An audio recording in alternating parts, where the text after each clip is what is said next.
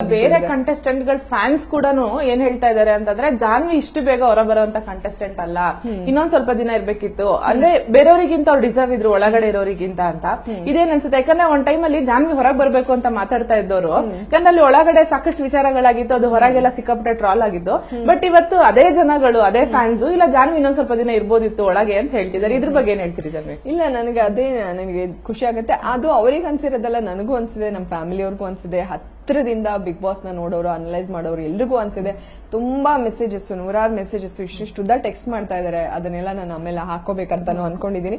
ನೋಡಿದಾಗ ಎಷ್ಟು ಖುಷಿ ಆಗತ್ತೆ ಅಂದ್ರೆ, ಇಷ್ಟು ಅಬ್ಸರ್ವ್ ಮಾಡ್ತಾ ಇದಾರೆ ಪ್ರತಿಯೊಬ್ರು. ಅದೇ ಅಲ್ಲಿ ತುಂಬಾ ಜನ ಇದ್ದಾರೆ, ಏನೋ ಮಾತಾಡದೇ ಇರೋರು, ಆಟ ಆಡದೇ ಇರೋರು, ಏನಾದ್ರೂ ನೇರವಾಗಿ ಹೇಳಕ್ ಹೆದರ್ಕೊಳ್ಳೋರು ಎಲ್ಲ ಇದ್ದಾರೆ. ಇಷ್ಟು ಸ್ಪಷ್ಟವಾಗಿ ಅವ್ರು ಕನ್ನಡ ಮಾತಾಡ್ತಾ ಇದ್ರು, ಕನ್ನಡ ಕೇಳಕ್ ಖುಷಿ, ಮುಖದ ಮೇಲೆ ಹೊಡೆದಂಗ ಅವ್ರು ಮಾತಾಡ್ತಾ ಇದ್ರು.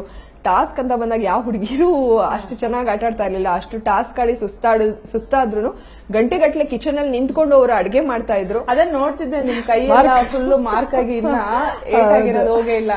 ಹೌದು, ಅದು ನನಗೆ ಓಕೆ ಒಂಥರ ಮೆಮೊರೀಸ್ ಅಲ್ಲ ಬಿಗ್ ಬಾಸ್. ಅದ್ರ ತಲೆನೇ ಕೆಡ್ಸ್ಕೊಂಡು ಮುಖಕ್ಕೆ ಏನೋ ಆಗ್ದರೆ ಹಂಗ್ ನೋಡ್ಕೋತಿದ್ದೆ ಹೊರತು ಇದೆಲ್ಲ ಏನು ಮಾಡಕ್ಕಲ್ಲ. ಈ ಕಾಲು ಕೈ ಎಲ್ಲಾ ಕಡೆ ಒಂದು ಯುದ್ಧ ಗೆದ್ದ ಮಹಿಳೆ ಅಂತ ಸುದಿಯವರು ರೇಗ್ಸೋರು, ಅಂದ್ರೆ ಅಷ್ಟು ಇನ್ವಾಲ್ವ್ ಆಗ್ತಿದ್ವಿ. ನನಗೆ ಆಕ್ಚುಲಿ ಇದೊಂದು ಪೇನ್, ಸಯಾಟಿಕಾ ಅಂತಾರಲ್ಲ, ಅದು ಪ್ರಾಬ್ಲಮ್ ಇದ್ರೂನು ತುಂಬಾ ನೋವಾಗೋದು, ಹಿಂಗೆಲ್ಲ ಬಕ್ಕೊಂಡು ಅಂದ್ರೂ ಕೆಲಸ ಮಾಡ್ತಿದ್ದೆ. ಟಾಸ್ಕ್ ಅಂತ ಬಂದಾಗ ನನಗೆಲ್ಲ ಮಾಯ ಆಗ್ಬಿಡೋದು, ಅಂದ್ರೆ ಅಷ್ಟು ಸೀರಿಯಸ್ ಆಗಿ ಇನ್ವಾಲ್ವ್ ಆಗ್ತಿದ್ವಿ. ಸೊ ಬಂದಾಗ ಇದನ್ನ ಪ್ರತಿಯೊಬ್ರು ಅಬ್ಸರ್ವ್ ಮಾಡಿ ಹೇಳ್ತಾ ಇರೋದು ನೋಡಿದಾಗ ನನಗೆ ತುಂಬಾ ಖುಷಿ ಆಗುತ್ತೆ. ಓಕೆ, ಪಾಸಿಟಿವ್ ನೆಗೆಟಿವ್ ಇದ್ದಿದ್ದೆ, ಅಲ್ಲಿ ನಾವು ತಪ್ಪುಗಳು ಮಾಡಿದಾಗ ಅದು ನೆಗೆಟಿವ್ ಆಗಿ ಟ್ರೋಲ್ ಆಗುತ್ತೆ. ಇವತ್ತಿದ್ದು ನಾಳೆ ಇರಲ್ಲ, ಈ ಕ್ಷಣಕ್ಕಿದ್ದು ಆ ಕ್ಷಣಕ್ಕಿರಲ್ಲ ಅಲ್ವಾ. ಅಭಿಪ್ರಾಯಗಳು ಹೆಂಗ್ ಚೇಂಜ್ ಆಗ್ತಾ ಇತ್ತೋ ಹೊರಗಡೆ ಜನ ಕೂಡ ನೋಡೋ ದೃಷ್ಟಿಕೋನ, ಅವ್ರ ಒಂದ್ ಸ್ಟೇಟ್ಮೆಂಟ್ ಮೇಲೆ ಅವರು ನೋಡೋದಿದ್ದು ಸರಿ ಆಗುತ್ತೆ. ಒಬ್ರನ್ನ ಇಷ್ಟಪಡ್ತಾ ಇರ್ತಾರೆ, ಒಬ್ರು ಹಿಂಗ್ ಆಡಿದ ತಕ್ಷಣ ಅಯ್ಯೋ ಇವಳು ಇರಿಟೇಟ್ ಆಗಕ್ ಶುರು ಆದ್ಲು ಅಂತ. ಸೊ ಅದ್ ಹಂಗೇನೆ ವ್ಯೂವರ್ಸ್ ಪಾಯಿಂಟ್ ಇಂದ ನೋಡಿದ್ರೆ ಅವ್ರಿಗೆ ನಮ್ಮ ನಡೆ ಮೇಲೆ ಅವರ ಅಭಿಪ್ರಾಯಗಳು ಚೇಂಜ್ ಆಗ್ತಾ ಇರುತ್ತೆ. ಸೊ ಏನೋ ನಮ್ಗಳ ಸಣ್ಣ ತಪ್ಪುಗಳಾದಾಗ ಅಶ್ವಿನಿ, ಜಾನ್ವಿ ಇವರೆಲ್ಲ ವಿಲನ್ ಹಂಗೆ ಹಿಂಗೆ ಏನೋ ತರ ಟ್ರೋಲ್ಗಳು ಮಾಡ್ತಿರ್ತಾರೆ.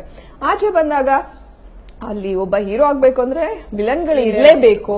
ಸೊ ಇವ್ರು ತುಂಬಾ ಚೆನ್ನಾಗಿ ಆಟ ಆಡ್ತಾ ಇದ್ರು, ಆಕ್ಟಿವ್ ಆಗಿದ್ರು. ಅಲ್ಲಿ ಒಳಗಡೆ ತುಂಬಾ ಜನ ಡಿಸರ್ವಿಂಗ್ ಇಲ್ದಿರೋರು ಇದಾರೆ ಅಂತೆಲ್ಲ ಬರೀ ಕಲರ್ಸ್ ಕನ್ನಡ ಪೇಜ್ ಅಲ್ಲಿ ಹೋಗಿ ನೋಡಿದಾಗ್ಲೂ ಬರೀ ಎಲ್ಲಾರು ಅದೇ ಮೆಸೇಜ್ ಹಾಕಿದಾರೆ. ನನಗೂ ಪರ್ಸನಲ್ ಮೆಸೇಜಸ್ ಎಲ್ರು. ನಿನ್ನೆ ನನ್ನ ಮಗನ್ ಬರ್ಡೇ ಇತ್ತು, ಯಾವ ಚಾನಲ್ಗೂ ಇಂಟರ್ವ್ಯೂ ಕೊಟ್ಟಿರ್ಲಿಲ್ಲ. ನೀವು ಸೀಕ್ರೆಟ್ ರೂಮ್ ಅಲ್ಲಿ ಇದ್ದೀರಾ ಮತ್ತೆ ಬಿಗ್ ಬಾಸ್ಗೆ ಹೋಗ್ತೀರಾ, ಅದಕ್ಕೆ ನೀವು ಇಂಟರ್ವ್ಯೂ ಕೊಡ್ತಾ ಇಲ್ಲ ಅಂತ ಅದೆಲ್ಲ ಪರ್ಸನಲ್ ಮೆಸೇಜ್ ಹಾಕ್ತಿದ್ರು. ನನ್ಗೆ ನಿಜವಾಗ್ಲೂ ಖುಷಿ ಆಗುತ್ತೆ. ಎಷ್ಟು ಡೀಪ್ ಆಗಿ ನೋಡ್ತಾ ಇದ್ದಾರೆ ಅಂದ್ರೆ, ಕೆಲವರೆಲ್ಲ ಪರ್ಸನಲ್ ಮೆಸೇಜ್ ಹಾಕ್ತಿದ್ದಾರೆ. ನೀವು ಲೈವ್ ಅಲ್ಲಿ ಕೆಲವೆಲ್ಲ ಎಷ್ಟು ನಿಮ್ ಕಾಮಿಕ್ ಸೆನ್ಸ್, ಸಿಕ್ಕಾಪಟ್ಟೆ ಕಾಮಿಡಿ ಮಾಡ್ತಾ ಇದ್ರಿ. ಆಮೇಲೆ ಎಲ್ಲ ನಿಮ್ದೆಲ್ಲ ಬೇರೆ ಬೇರೆ ಕಾಮಿಡಿಗಳು ನಾವು ನೋಡ್ತಾ ಇದ್ವಿ. ಮತ್ತೆ ನಿಮ್ ಡ್ರೆಸ್ಸಿಂಗ್ ಸೆನ್ಸ್ ಇರ್ಬೋದು, ಅಥವಾ ನೀವು ಟಾಸ್ಕ್ ಇನ್ವಾಲ್ವ್ಮೆಂಟ್, ಮನೆ ಅಡುಗೆ, ಯಾವ ಹುಡುಗಿರ್ಗೂ ಅಷ್ಟು ಎನರ್ಜಿ ಇಲ್ಲ, ಅಷ್ಟು ಸ್ಟ್ರೆಂತ್ ಇತ್ತು. ಕೆಲವೊಂದೆಲ್ಲ ಟಿವಿನಲ್ಲಿ ಟೆಲಿಕಾಸ್ಟ್ ಆಗ್ತಾ ಇರ್ಲಿಲ್ಲ, ಲೈವ್ ಅಲ್ಲಿ ನೋಡ್ತಾ ಇದ್ವಿ. ನಾವು ಲೈವ್ ನೋಡ್ತಾ ಇರುವಾಗ ನಿಮ್ಮ ಕಾಮಿಕ್ ಸೆನ್ಸ್ ನಮಗೆ ಒಳ್ಳೆ ಮಜಾ ಕೊಡ್ತಾ ಇದ್ದಿದ್ದು. ಈಗ ಅದೆಲ್ಲ ನಾವು ಮಿಸ್ ಮಾಡ್ಕೊಳ್ತೀವಿ. ನೀವು ಅದಿಲ್ಲದೆ, ನಿಮ್ಮ ಕಾಮಿಕ್ ಸೆನ್ಸ್ ಅದ್ ಯಾವ್ದು ಇಲ್ದಲೆ ಲೈವ್ ನೋಡಕ್ಕೆ ಬೋರ್, ನಾವು ನೋಡಲ್ಲ, ಅದೆಲ್ಲ ಮೆಸೇಜ್ ಆಗ್ತಾ ಇರೋವಾಗ ನನಗೆ ತುಂಬಾ ಖುಷಿ ಆಗುತ್ತೆ. ಸಾಕಲ್ವಾ ಅದೇ ಪ್ರೀತಿ. ಈಗ ನಾವು ಎಷ್ಟ್ ದಿನ ಇರ್ತೀವಿ ಒಳಗಡೆ ಅನ್ನೋದಕ್ಕಿಂತ ಇದ್ದಷ್ಟು ದಿನ ನಾವ್ ಹೆಂಗ್ ಆಟ ಆಡಿದ್ವಿ, ಅದು ಫೇರೋ ಅನ್ಫೇರೋ ನನಗೆ ಗೊತ್ತಿಲ್ಲ. ಬಂದಿದ್ದೀನಿ ಆಚೆಗೆ, ಬಟ್ ಬಂದ್ಮೇಲೆ ಈ ಜನಗಳ ಪ್ರೀತಿ ನೋಡಿದಾಗ ತುಂಬಾ ಖುಷಿ ಆಗ್ತದೆ. ಸಣ್ಣ ಪುಟ್ಟ ತಪ್ಪು ಎಲ್ರು ಹೊಟ್ಟೆಗೆ ಹಾಕೋತಾರೆ. ಆಟ ಆದ್ಮೇಲೆ ಆಟ ಆಡ್ಬೇಕು, ಬಟ್ ನಾನು ಆಟ ಆಡಿದೀನಿ ಅನ್ನೋದನ್ನ ಎಲ್ರು ರೆಕಗ್ನೈಸ್ ಮಾಡ್ತಿದಾರಲ್ಲ, ನಂಗೆ ಅದೇ ಖುಷಿ ಇದೆ.